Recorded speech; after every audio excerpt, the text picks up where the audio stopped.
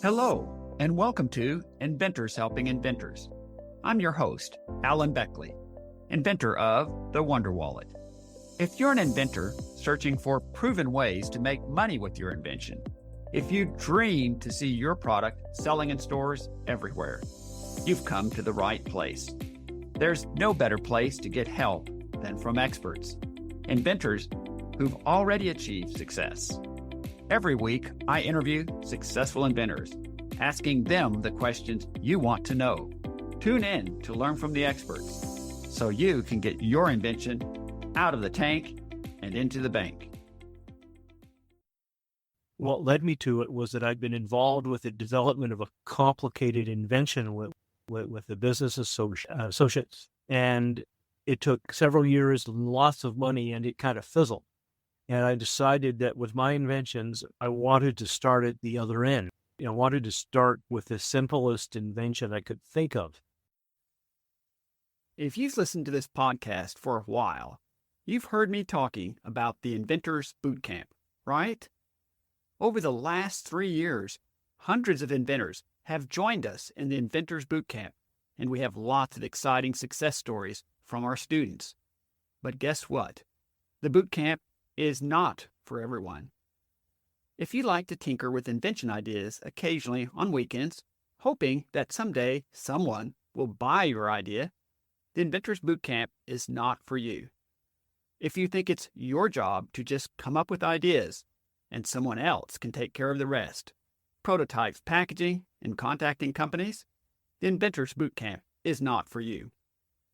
But if inventing really matters to you, if you know deep in your heart that you've got an invention ripe for success, if you're willing to learn and do whatever it takes to be successful, I'm here to help you, and the Inventors Bootcamp is your ticket, your next logical step forward. So, what is it? When is it? And how do you sign up? The Inventors Bootcamp is 5 days of live interactive Zoom meetings. Monday, February 3rd through Friday, February 7th, for 1 hour each night. Teaches you precisely how to create a clear, concise marketing message, which is exactly what companies want to hear. When you join us, you'll meet other inventors, plus you get a licensing masterclass, and lots more. The next Inventors Bootcamp starts very soon, Monday, February 3rd. Enrollment is open now. Just go to www.alanbeckley.com/bootcamp. Many podcast listeners, just like you, have joined the Inventors Bootcamp. Here are just a few of our success stories. Duncan Ashworth has 2 companies interested in licensing his COVID-killing floor sanitizing invention. Daryl Carter secured a business partner and licensing arrangement. His asthma relief product debuts this fall. And Julietta Hughes tested her portrait artist invention. Now she's got a clear strategy for reaching out to companies to license it. Ready to add your success story to our list? The bootcamp is your ticket. Register now at www.alanbeckley.com/bootcamp to save your seat in the February bootcamp. Welcome to episode number 479. Today, I interview Brad Little. Brad Little grew up in Streetsville, Ontario, a small suburban town near Toronto. He attended the University of Waterloo and obtained a degree in systems design engineering. During this time, he got married, and he and his family settled in the Toronto metro area. Brad developed an integrated understanding of design engineering, inventing, and patenting. He worked at 2 patent firms where he developed a clear understanding of key aspects of patent claims, construction, and prosecution. He's worked in various industries, helping to design products and serving as a go-between between the company and patent firms. He decided to become an invention consultant to industry and individual inventors. Today, he's actively working on 2 inventions of his own, with around 20 other ideas for possible future development. He's pursuing a new, improved purse light for women to light up their world, or at least their purses. Also, he's developed a novelty light that he feels is perfect for the promotional products industry. Brad says he likes helping other inventors and hates seeing them struggle to get traction on their inventions. He believes everything around us is here because somebody was creative enough and worked hard enough to figure it out and produce it. And we all owe the world our own effort to do the same. Brad's motto is, when in doubt, do something. You'll want to listen to this entire interview where Brad shares how he discovered that simple inventions are best and complex inventions often fizzle. Also, he shares that there are 3 unique benefits of selling into the promotional products industry. And finally, how a novelty product with a wow factor can be a hit at a trade show. Now let's get right to our interview with Brad Little. Well, Brad Little, it's a pleasure to have you on the podcast with us today. Thank you very much, Alan. It's a pleasure to be here. I really enjoy speaking with you. Fantastic.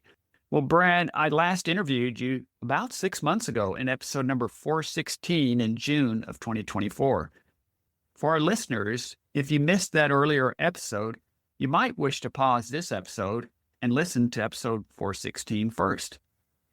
Brad, I've been watching your progress step by step as an inventor through your participation in boot camps and our Inventors Helping Inventors membership group. I thought this would be a good time to bring you back to the podcast so you could share with our listeners how you've progressed in your inventor's journey over the last 6 months.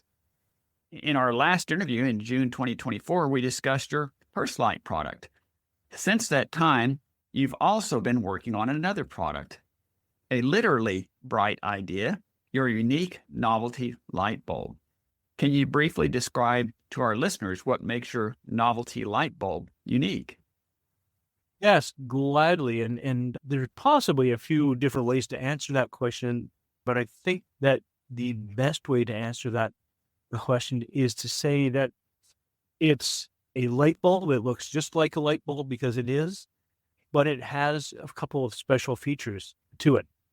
It has a company's logo, your company logo on it so that you can use it as a promotional product. And it also magically lights up when you hold it in your hand. And yeah, it's not magic. It's, a bit of technology, but people are amazed by it. They think that it's magic and they think that I'm harnessing the universe's energy or something like that. Having something light up in your hand with a logo on it. But the reason it's so creative, inventive, whatever you want to call it, is because it's completely unexpected that a light bulb with a logo on it is going to light up in your hand. And that's what separates it from other promotional products as well, the wow factor. And, if you think about it, a company might give out USB sticks or hats or shirts or mugs or water bottles, but they're all ordinary these days. And this is something completely different and not seen before, and a big wow factor to it. I wanted to share a short story with you. As an entrepreneur, I've got too many projects and too little time. So I work to squeeze more juice out of each day. Get up early and dive into my work.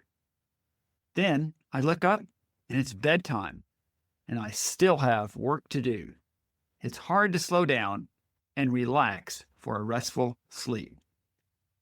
Can you identify? Well, things are going better for me now. I've shared with you, my podcast listeners, that I've been drinking Magic Mind shots now for a bit over a month. Each day, the morning elixir gives me clarity and focus to start each day. The nighttime elixir helps to relax and sleep well at night. What's the secret? It's all about the 5 pillars to mental wealth: sleep, diet, exercise, stress management, and exogenous compounds. Now, exogenous compounds are things you eat or drink that provide a health benefit. That's Magic Mind. So why am I telling you about this?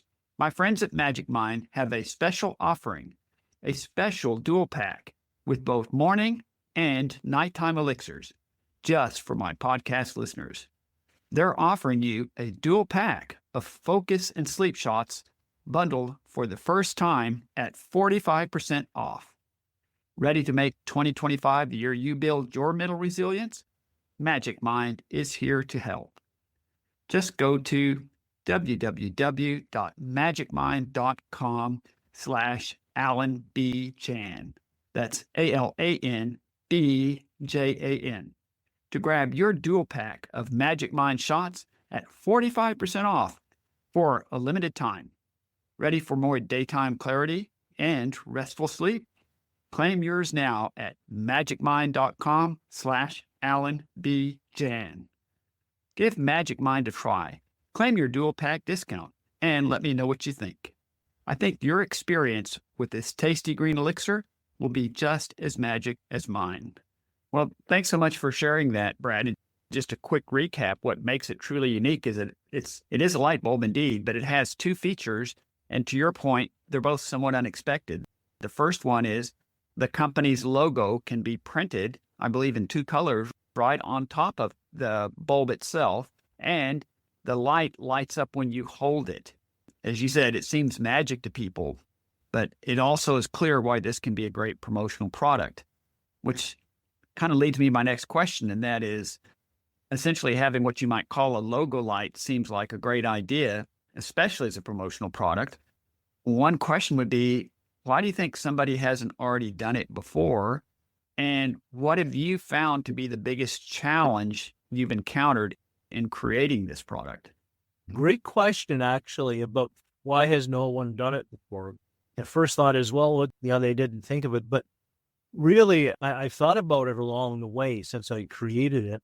And it was actually like any invention, my circumstances guided me to it. And some inventors are trying to solve a problem methodically, or sometimes an inventor will see a problem and an idea will pop into his or her head. But there's always something that leads to it. You don't just walk along and go, I've got a great idea for a better car, completely out of the blue. There has to be something that leads you to it. And in my case, what led me to it was that I'd been involved with the development of a complicated invention with the business associates. And it took several years, lots of money, and it kind of fizzled. And I decided that with my inventions, I wanted to start at the other end. I wanted to start with the simplest invention I could think of. That was the key. And if I didn't have that criterion, I might not have thought of it. So if somebody else is not thinking in those terms that actually leads into this invention, they probably aren't going to come up with it.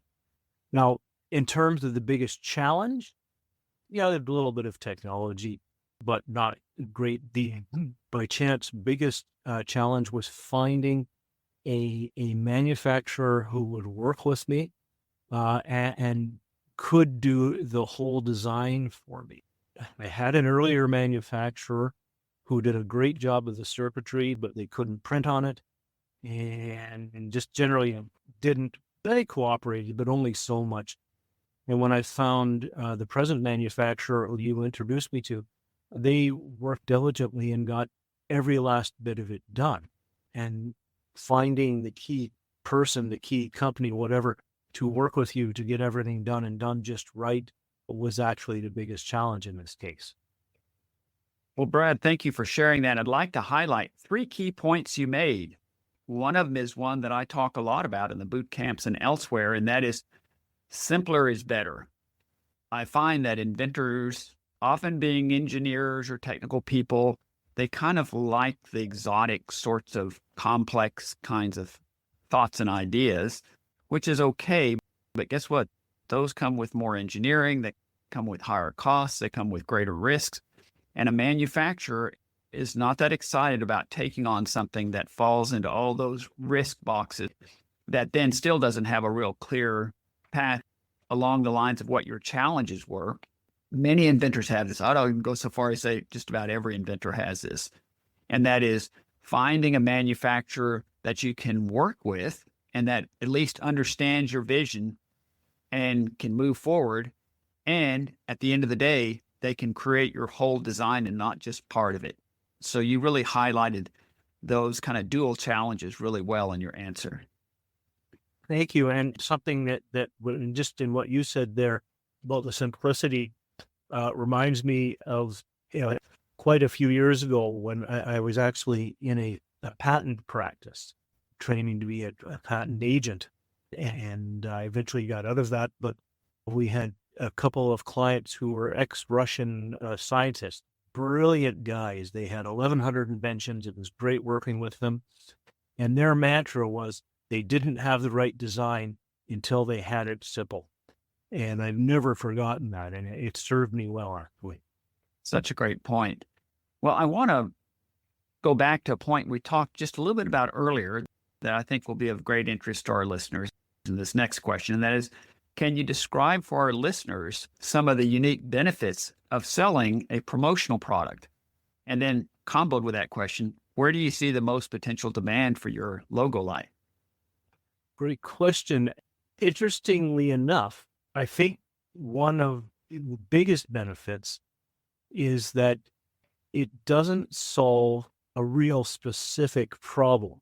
Now, for instance, if you had a problem of okay, like let's say the Boeing 737 MAX had some specific problems and they had to be solved.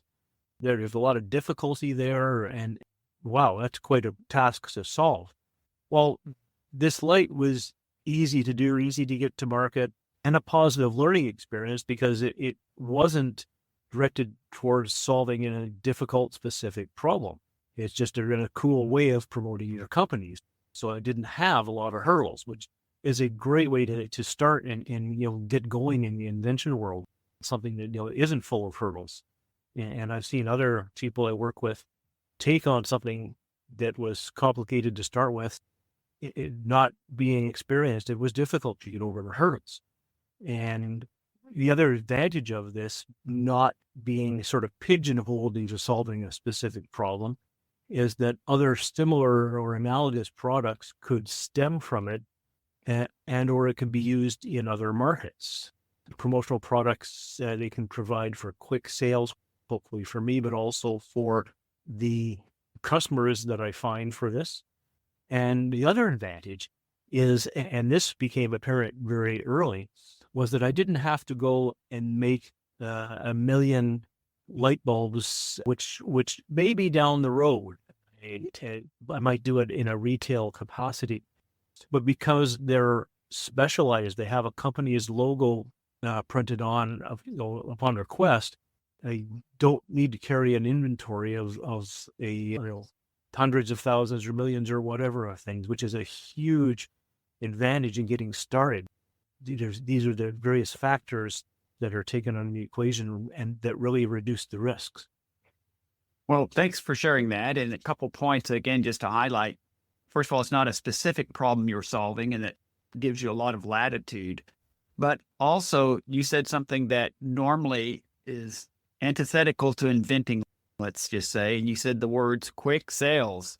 Most inventions are anything but quick, and sales are anything but likely to occur. But in the promotional product industry, they want to buy something that has a wow factor, which you mentioned a little bit earlier, that they could see selling into their event. And so your product definitely has that, light bulb that surprises you and lights up unexpectedly when you hold it. Say, well, great, we'll order 1,000 of them. So that combination of creating something and selling it into the promotional products industry is something that very few inventors get the opportunity to do with their inventions. So that is it's a great space to be in, is what I would say to that. Yes, it is. And that's why when I thought of the idea, that I continued to pursue it because of that real advantage, because I've seen other people so caught up in having to produce so many and pray they sell them someday. So it made it very attractive. Absolutely. Yeah, great point. Well, and I think you've mentioned, but you have quite a few of your lights arriving very soon, perhaps this week. How do you plan to market this initial batch? And then also, what are your future plans, say 6 months from now? Can you kind of give us that vision and that plan when it comes to marketing your unique novelty lights? Yeah, absolutely. And I'm hoping they arrive this week. I'm actually almost like, a little kid waiting for Christmas, looking out the front door, seeing if the courier has arrived yet. and quite exciting for me, being the first invention I'm getting to market, hopefully the first of many. And I've got a specific, a slightly unusual, I would say, plan for marketing because this product has such a wow factor associated with it. But when I actually put one in a person's hands and they look and go, wow, it's got your company logo on it, and they hold it and it lights up, my gosh, they're captivated and they basically, many people said, we're going to order them right now. So that was a clue to me to start the marketing off, not running 1,000 miles an hour. Let's make in mistakes first, because face it, in any venture, mistakes are going to be made, or not necessarily mistakes, but you're just going to learn along the way what to do better, what to do next, what to improve. So initially, I'm going to hand them out to reasonably local businesses, and part of the reason for that is that it will let me gauge a person's reaction. If somebody with a small or whatever size business really, really likes it, then that's great. If there's several people who just have a sort of, a warm reaction to it, then I can ask them why. I can interact with them and get their feedback. If they're sort of lukewarm, then I actually have some of the lights that are with red LEDs, some are with blue, merely to show that, hey, we can do this in different colors. And yes, at some point we'll have one that changes color and so on. And being able to evaluate people's interest and reaction is very important at the start. They're also most likely to say yes to or the light bulb, the logo light, if they have it in their hands and are really, really, have their socks knocked off, as the saying goes. Unfortunately, there's only so much of the knocking on doors I can do. Maybe I can do it that way and make enough to make a living, but it's necessary, really to look beyond that. So the next step in my marketing plan is to mail out several hundred of these logo lights to likely customers, small, medium, large. Maybe Ford Motor Company. Those of us who are older will remember when Ford Motor Company would advertise and what part of their advertise on TV, and their part of their advertisement was Ford has a better idea, and there's a light bulb just sitting there by itself on the screen and it lights up. So certainly future plans 6 months from now, absolutely doing a lot of things by people being aware of this, coming to the website or ordering it, contacting us in some way, shape, or form, referrals, LinkedIn, and so on. Ultimately, going to a promotional item company, and I do have one in mind, getting them interested in carrying this product is the way to go, because I don't want to do this forever. I want to get it started and pass it on to somebody else who has a very large established market already. And I think you made several key points that I just wanted to quickly highlight for our listeners about that. And one of them, you spoke to the wow factor and obviously getting quick sales. But I think I was visioning novelty product ideal for like a trade show, because what companies are looking for, they want things they can hand out to people visiting their booth. And these things need to be relatively inexpensive and in some way promote themselves, so that in theory, the person goes home and they just remember what the company is or what they do. But most of the time it's like key fobs or jump drives. And very frequently, whatever it is goes in the trash within about 2 minutes after the person gets it, because they got a bag full of these things. Whereas a light bulb that lights up when you hold it with a logo on it, they're going to want to go back to the office and show that to their colleagues and say, hey, look what I got at the trade show. This is really cool, don't you think? So that to me is something that I think has got a lot of really exciting potential. Is that there's always going to be improvements. And I think this is a type of product, as you said, that will draw people back to your booth, not just hand out a shirt or whatever, a USB stick, but people will see this, get drawn back to your booth because it's, oh my gosh, where do I get one of those? That leads to improvements to the logo light. And I'm currently working on specific technology that will actually really help and encourage people to be drawn back to your booth at a trade show. And my final question for you, Brad, is how can our listeners reach you if they have other questions? They can reach me on our website, www.bright.promo, or they can email me at sales@bright.promo. Perfect. I think you made that so clear, I don't even need to repeat it. So that's where they can reach you, at that website, and sales at that website. So that's fantastic. And I just want to finish by saying, once again, thanks for joining us on the podcast, and really enjoyed chatting with you, and look forward to touching base again in maybe another 6 months or a year and see how things are going for you at that time. That's great. Thanks very much, Alan. I enjoyed being on here, and look forward to being on again in 6 months or so as is suitable. Thank you. Sounds great. Thanks a lot. So you're done searching for your product, and it's not out there. Yay! Maybe you filed for a provisional patent and done some marketing research or surveys. Heck, maybe you've even created a rough prototype, then found that, although it kind of works, it looks like something from the Stone Age. You'd be embarrassed to show it to your friends, much less to a manufacturer for a licensing pitch. What if I could put you in touch with a guy who offers free consultations, takes no money down, no money up front, and will give you a quote on your project before he starts? What if I told you that this same guy can help you design your product and make you a virtual prototype before you ever put a penny into building a physical one? What if I told you he could make you patent drawings, CAD files for manufacturing, and even make marketing videos and build you a website? If this sounds like someone you want to talk to, let me introduce you to my first podcast sponsor, Brian Keast at I Draw Dreams for Inventors.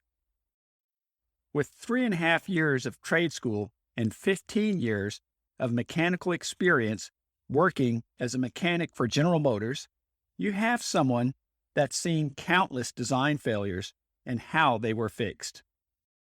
Also, he had a 25-year career as a general contractor who designed his own houses and remodels on computer-aided design. In getting plans through countless building departments, he gained a tremendous amount of experience by working directly with structural engineers. The many years of combined experience in these two careers gave him a unique look into stresses and failures in design. He brings this wealth of knowledge and experience to his company, I Draw Dreams, as the CAD guy who will design a product for you that will work. Every inventor I've referred to Brian has come away delighted with the work he has done for them, and I think you will too. Just make sure to tell them that Alan sent you. Thanks so much for tuning in to Inventors Helping Inventors. If you like the show, please tell your friends about it. Make sure to subscribe in iTunes or wherever you get your podcasts so you won't miss a single episode. Talk to you soon.